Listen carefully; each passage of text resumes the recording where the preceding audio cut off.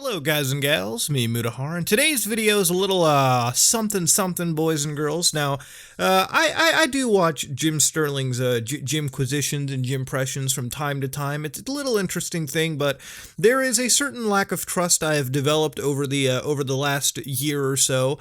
And while I still respect the individual, I don't want to make some sort of drama video. I just wanted to give my sort of take on a game franchise and sort of my thoughts on a certain game of last year. Now, as you all know, Moot is a big Assassin's Creed fan. I love me the AC series. I've been around with Assassin's Creed 1 since I first played it on the Xbox 360, back when it first released. While AC1 hasn't aged that well over time, it's certainly a very atmospheric game. Played it again a week ago. It was okay. Assassin's Creed 2, much better game, and it just evolves from there.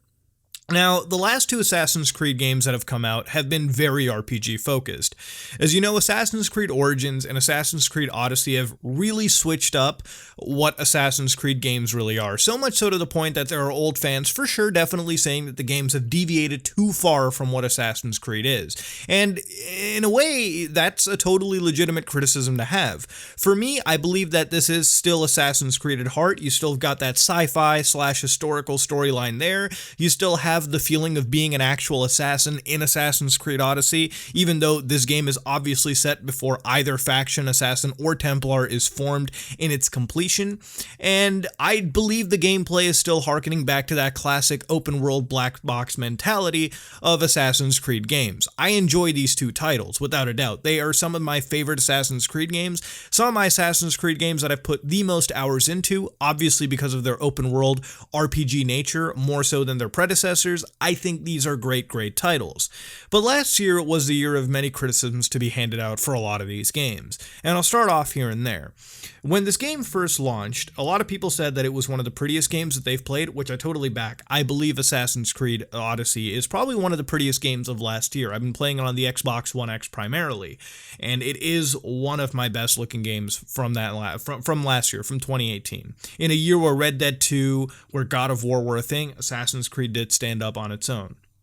But moving on, a lot of the reviewers from back then, Polygon, Jim Sterling, and to an extent, most other review circles, mainstream media, or on YouTube itself, definitely went out of their way to make sure that they made it out that Assassin's Creed Odyssey was a grind fest, and that it was kind of a microtransaction hub.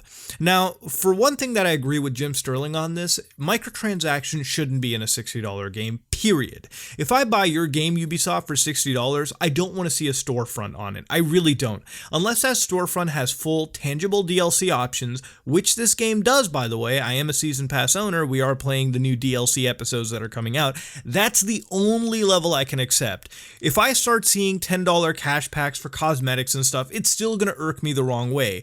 And when you give me an XP booster, yes, that's going to irk me. That's going to irk any consumer the wrong way. Microtransactions in a game that is $60 should not exist. But by that same token, there are reviewers out there that made it out to be this giant big hoopla.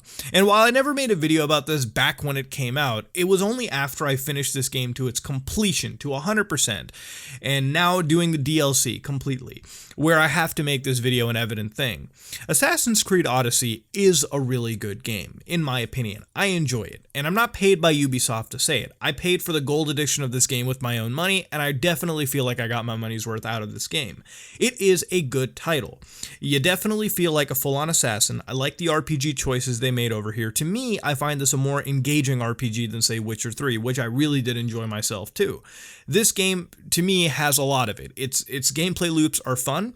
To me, it has the superior gameplay that I've been wanting out of the Assassin's Creed franchise. I like the combat system. I love the exploration. I love that despite how large this map is, which literally covers almost all of Greece in that time period, it feels unique from continent to continent, from island to island. I get that feeling of a great looking game and a different looking game with little stories peppered in here and there, and locations, landmarks to hunt and fight through. That's all present in this game, and all of that is fun.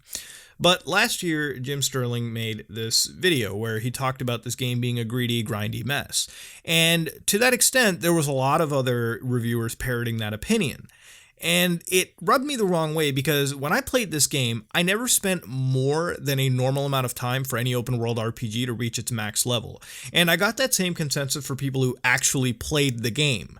See, the problem with video game reviews and these kind of videos is that the reviewers are complaining on a problem that's more exclusive to them. If you're reviewing the game and you're complaining about it being grindy, there is a strong chance that you're trying to get the first wave YouTube clicks out of that game. You're trying to play a 100-hour game in 6 fucking hours. This is not Call of Duty. This is not a situation where, you can play this 100-hour RPG game and hopefully finish it in like this 6-hour session. It's not going to happen. You're going to burn yourself out. You're going to complain that it's grindy because you're not playing an open world RPG properly. Almost any open world RPG that I've played, Witcher 3, any open world RPG, anything, I've had to have some form of involvement in grinding, or not even grinding, but actually playing the side content like this game has. Anybody that's played AC Odyssey will admit to you that in this game, leveling up isn't that difficult. See, a lot of people consider on these review sites that you have to buy the XP pass, the XP boost, which is a $10 item that you can get from the in-game microtransaction store to make the leveling up playable or normal, which isn't the case at all. If you're playing this game and doing the side quests and doing exploration, the XP gain scales along with each level. So I would say roughly an hour, every hour you should be leveling up maybe 1 or 2 times, and this scales down to 1 every hour once you get very late game into it. This isn't necessarily bad because the game is full of loaded side content that is actually properly produced. One example I'll give you real quick. Towards the middle of the game, I would say around chapter 6-ish, 7 or so, there was a point where the next required level for me on the story mission was like 5-6 levels above. And that's pretty common for this game. It happened in Assassin's Creed Origins as well. As soon as you were done the tutorial section in Siwa, the next sections of the game would have higher level caps drastically. So you would travel to these areas, or you would travel around the map doing side missions, and basically uncover a story from there, or do those to level up. Now in AC Origins, the side content was cool, but in AC Odyssey, you're starting to play with side missions that are all fully voice acted with their own story arcs. The example that I have to give over here is when that occurred to me, I went towards the middle of the islands and I started exploring around, and I got myself involved in a Civil War side quest, which spanned over multiple side quests. It was a full story, all fully voice acted with their own tales, and by the end of it, I felt like I did something really cool, and it was totally unrelated to the story. It was on its own merits, and it was a fun little experience for me to share. And this happened to me over the course of multiple moments in my playthrough, my single playthrough, going through different little story branches, all that good stuff.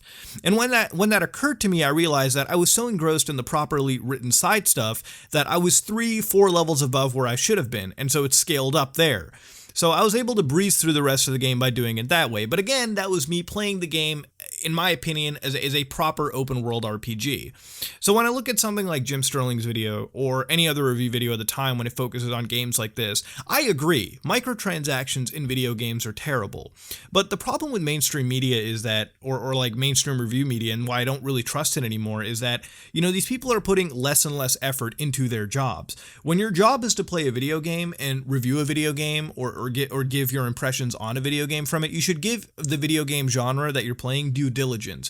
Nobody expects a JRPG or an action RPG to take literally no time to complete. Even something like Persona, which is like one of the longest JRPGs of this generation, will take you like 90 to 100 hours to complete.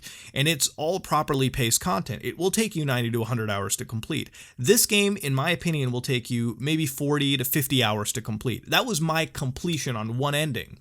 My total playtime, even including the DLC, and this is more playtime I put into it even after beating it 100%, is still just 71 hours. There are people that have over 100 hours. They have multiple playthroughs. There's clearly a gameplay loop in this game that works properly, and this is the direction the series should be heading to, for better or for worse. But the idea that I again agree with is microtransactions shouldn't be put in. But I think it's really disingenuous when a lot of these gaming publications or YouTube gaming reviewers will definitely overblow an idea for absolutely no reason at all. Like, there is a problem with microtransactions, yes, but to make a fucking blatant point instead of focusing on the actual game and how it compares to other open world RPGs in the grinding leveling process is disingenuous to me either too. I don't agree with that practice at all, and it's made me lose trust in a lot of reviewers as well.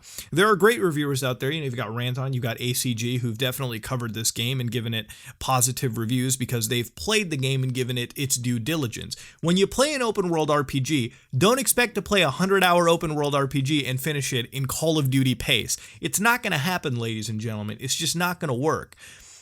Are there negative practices that are part of this game? Yes. But do they completely destroy the entire ethos and the entire playability of this if you happen to not put in more money than what you did initially? No. And I'll tell you that from actually playing the game. But this isn't me defending Assassin's Creed or Ubisoft. This is me making a point about the really big issue with a lot of these gaming publications out there, a lot of these YouTube reviewers, and why, again, I've lost faith in a lot of them. You know, there are a few good ones out there, really good ones out there that put time and due diligence. I will watch a 40 to 50 minute review of a game if it's done properly by somebody who has actually played the game enough to review the game properly. And that's just what I wanted to get across, ladies and gentlemen. That's exactly how I feel over here. Again, I don't want to start no negative drama with somebody like Jim Sterling. I don't care. In fact, I quite respect the individual to an extent. It's just when I see videos like this produced, there are elements of disingenuity given into it that I just don't get down with. I don't agree with. I after playing something for myself and seeing something, and it being blatantly different to me, it rubs me off the wrong way. And your experience might be different, my experience might be different too, but this is just something I wanted to get across after all these months and playing all these different games and finishing up some of my backlog. But that being said, ladies and gentlemen, this is me talking about one of my favorite franchises as well. So hopefully, I hope I got a proper message across. If you like what you like, if you dislike it, let me know in the comment section below. This is me, Mutahar, and I am out.